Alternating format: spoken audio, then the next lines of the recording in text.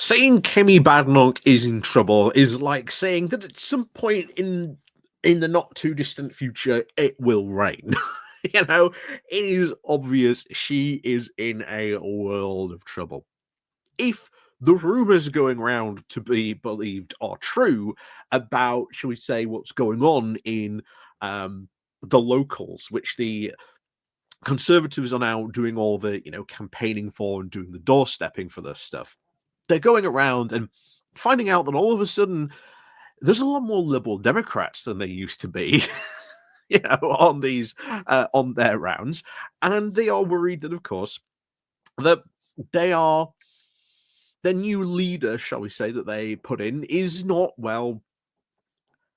Shall we say, doing well or delivering what she promised she would deliver. This is ultimately, evidently, was always going to be the choice.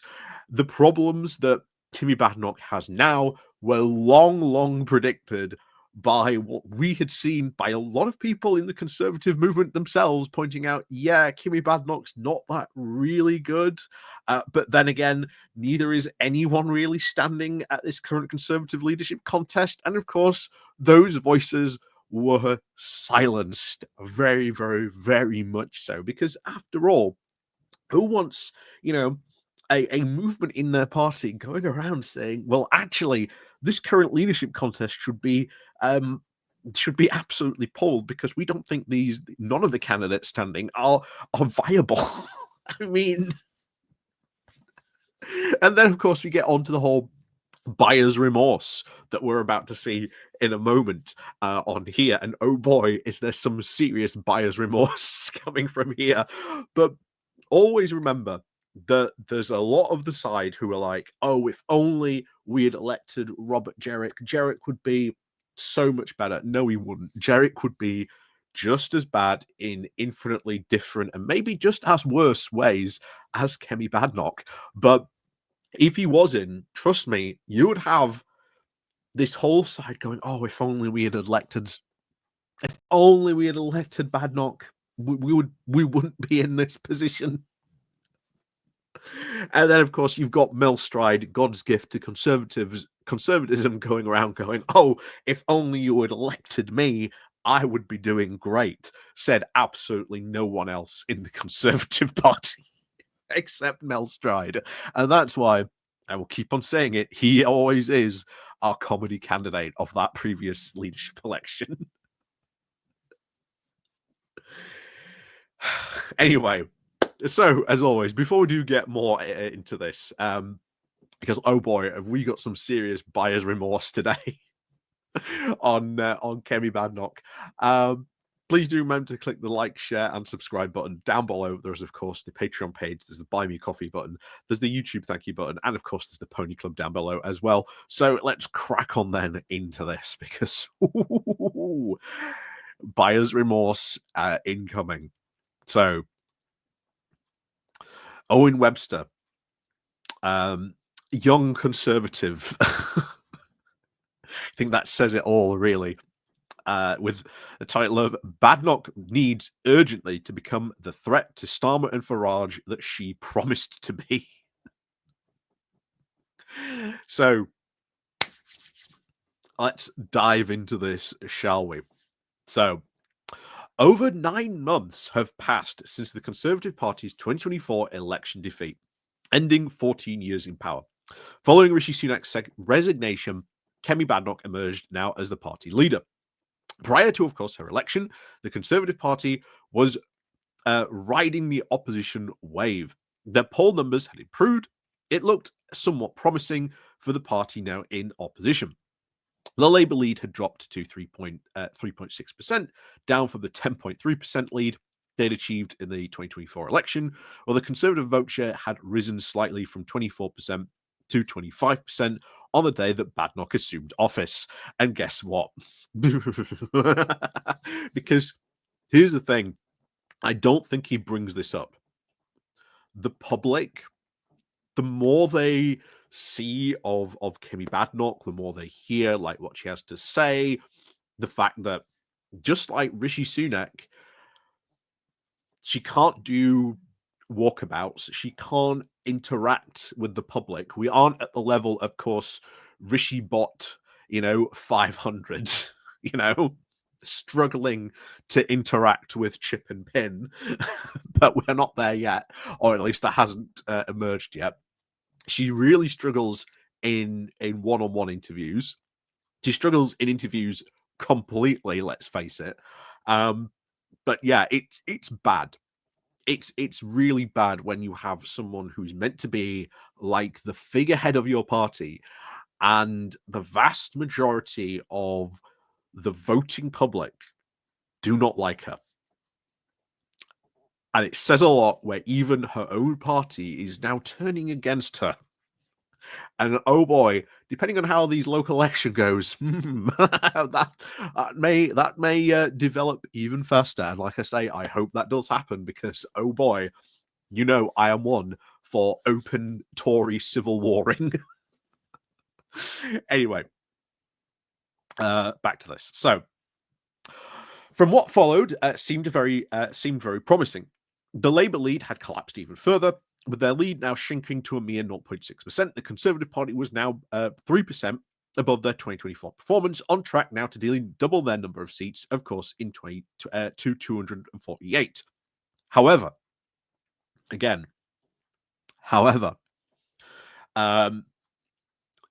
what happened was that Badenoch started failing. He started failing all these interviews.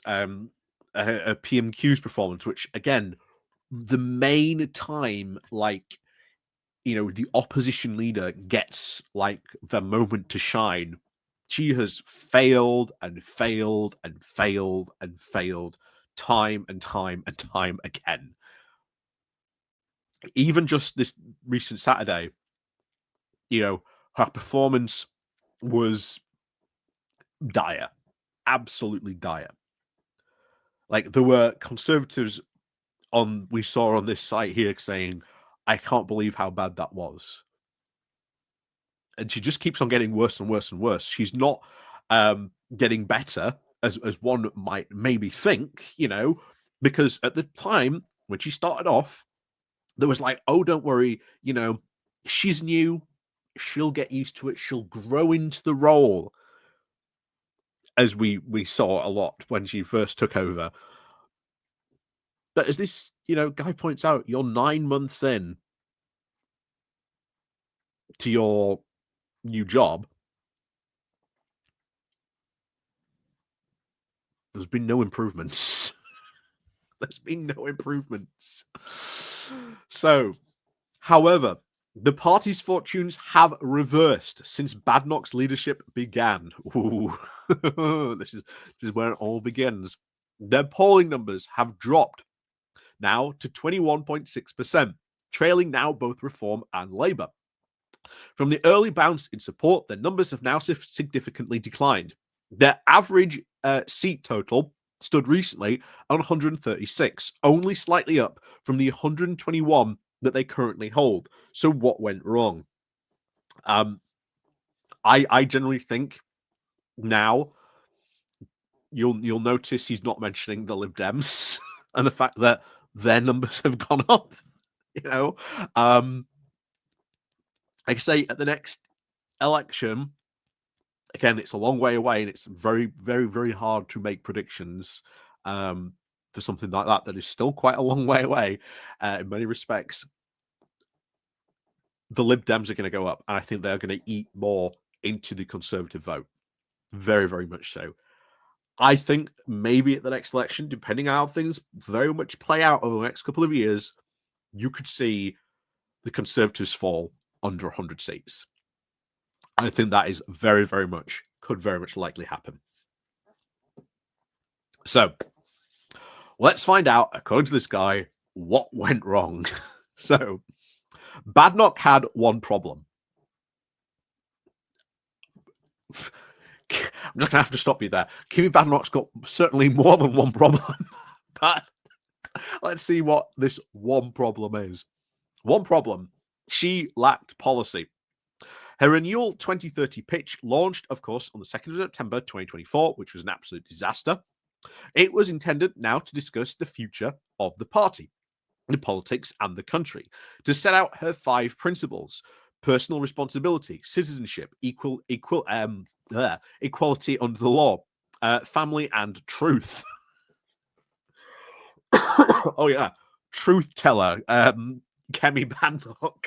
Yeah, real truth teller on that one.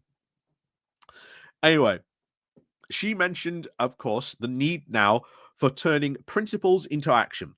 And she touched on the issue that politicians pretend that we can have everything, and criticised how politicians often make promises they can't keep, declaring that a renewed Conservative Party was vital to ensure both that Britain at home and its position in the world was, as she was said, Labour's now worst nightmare. Bolstering now that she knew the weak spots of the Labour Party and understood that they lacked principles.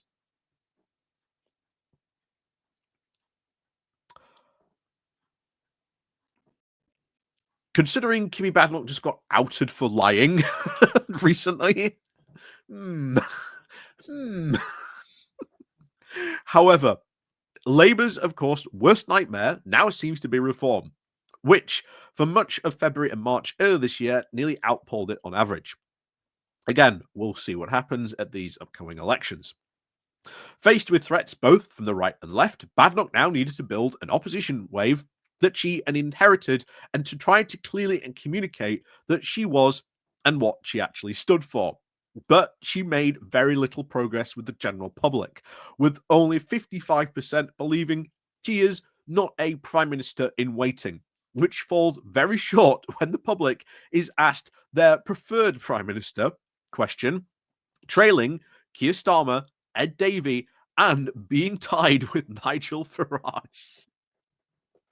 Yeah, not good. And by the way, first time he's mentioned the Lib Dems here. You notice this because this is a continuing trend that you see with a lot of these conservatives. They just ignore the Lib Dems as if they just don't exist and just trying to like physically block them out of their minds. But I guarantee you, when we look at the results of these local elections, I can guarantee you now there are going to be a lot of surprise, shall we say, or at least sold by the Conservatives as surprise Liberal Democrat wins. Anyway,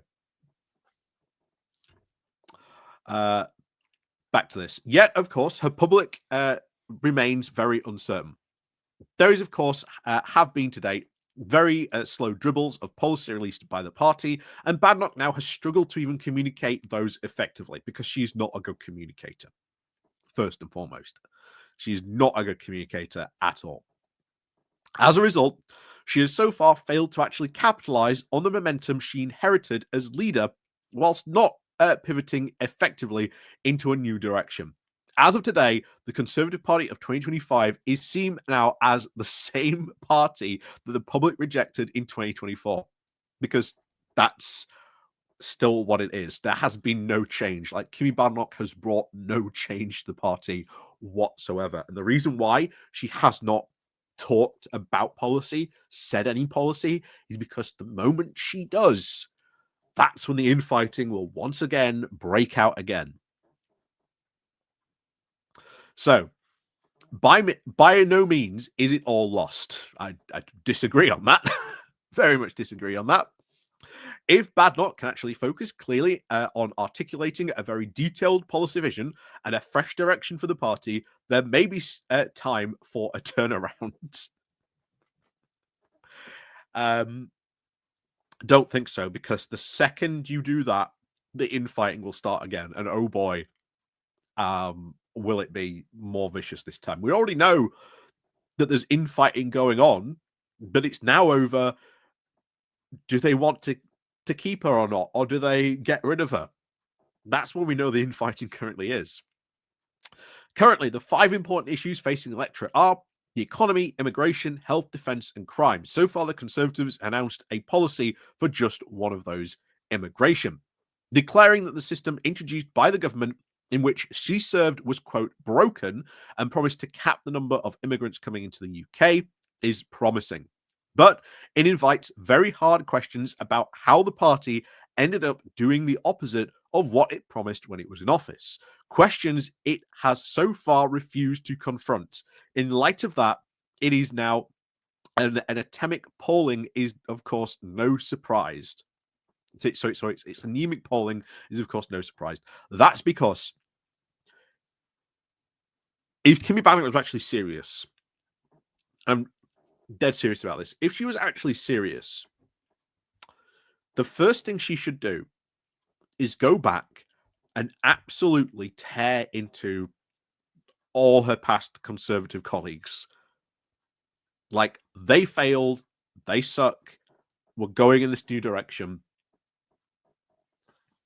But what she's doing here is doing what the Conservatives did for 14 years in power when it came to the immigration question. Oh, we're going to do this to take to tackle immigration. Oh, it's not working. We're just going to double down on it even more. We're just going to double down on it even more. We're just going to double down on it even more till you get to the ridiculous Rwanda plan, which even then was not going to work. And now, Kemi Badenoch winding it back, but still doubling down on immigration policy that is not going to work. The best way to do this immigration policy is we have described every single time: make safe routes, build a processing center in Calais. The French have already offered to do this as well. They are on board with that as well. And then you fund the asylum system properly.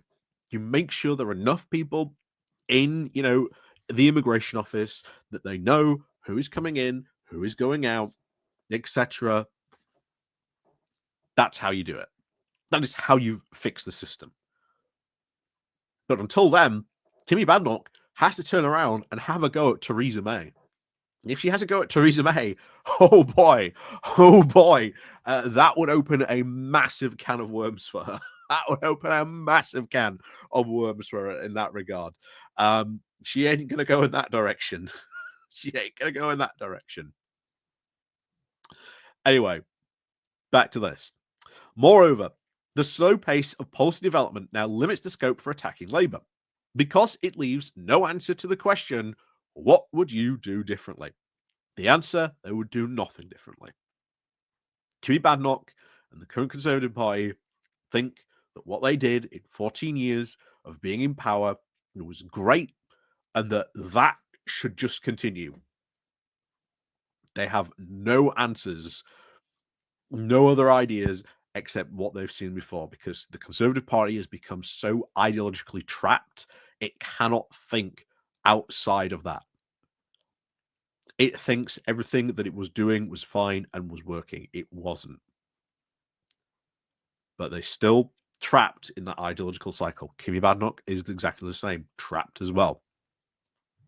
So, for example, the recent ONS figures did show that the economy shrank in January by 0.1%, and that most of the opposition produced now was a sarcastic post congratulating the government for shrinking the economy. The public don't need anyone to tell them that Labour is running the economy badly. This subject is, of course, likely to weigh only more heavily on voters' minds, especially now as the cost of living crisis deepens. What they need to do, if they are considered, of course, returning the Conservative office, is actually to have a clear idea of what our ministers would do instead. And, of course, who created that cost of living crisis?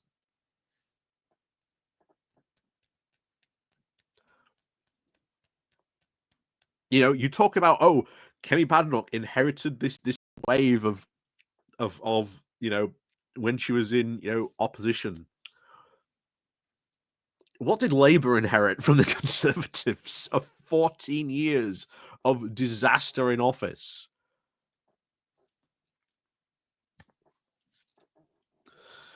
Anyway, in the absence, of course, of such a vision, who can then blame them for flirting now with the minor parties?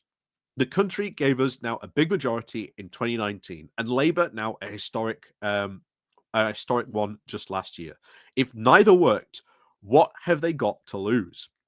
Badenoch has just 16 days until the local elections, and the recent polling indicates that the Conservative Party is on track to lose nearly 400 councillors, with Reform gaining over 400. I don't think they're on track to that.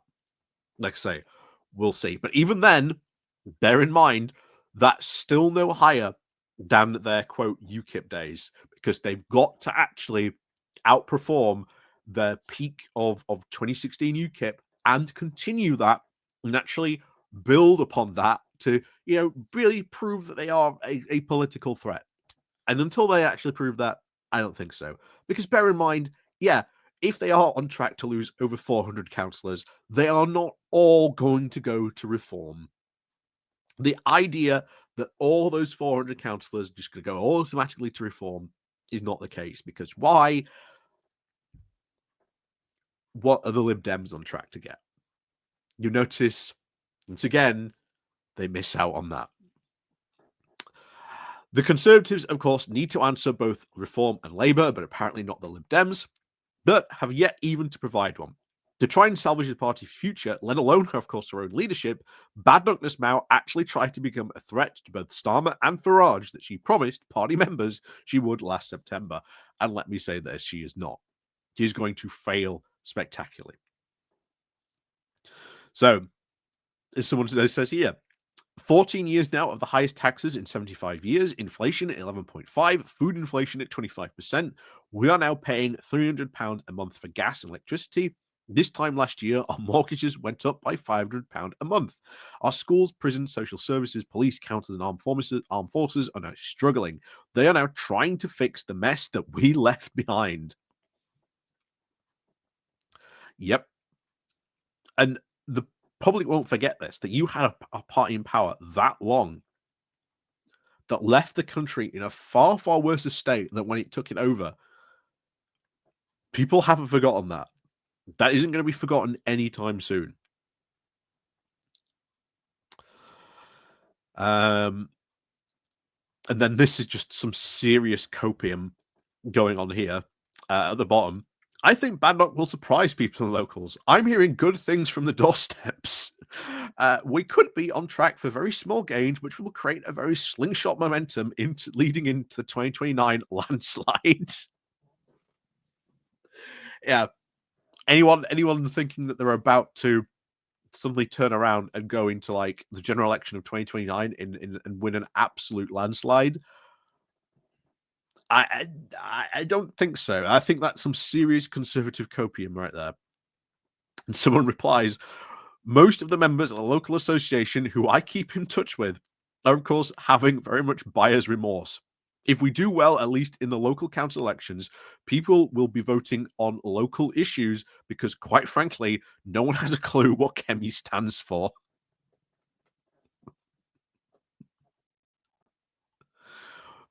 And that's it. It'll all come down to local issues. And I think how much some of these councillors can they perform? Can they still keep a decent momentum, considering that they're standing under a very toxic brand of, under the Conservative banner? Well, we'll find out like I say, in a couple of weeks, what will happen. Obviously, big chance for Reform. He said, "Oh yeah, all those 400 councillors going to magically go to Reform." Yeah, I don't think so. Once again, what about the Lib Dems? They keep forgetting that there's this party that's there. And of course, not all Conservatives are going to go and vote for Reform. We've established that so many times over the years doing this. They're more likely to go and vote, dare we say it, for the Lib Dems. Like I say, we will find out, of course, when the dust clears after local elections, what's happened, who voted what, who are the biggest winners, and we'll find out. We'll find out when all the dust is cleared and settled what happened. But as always, thank you very much for watching. And of course, as always, we'll see you all next time.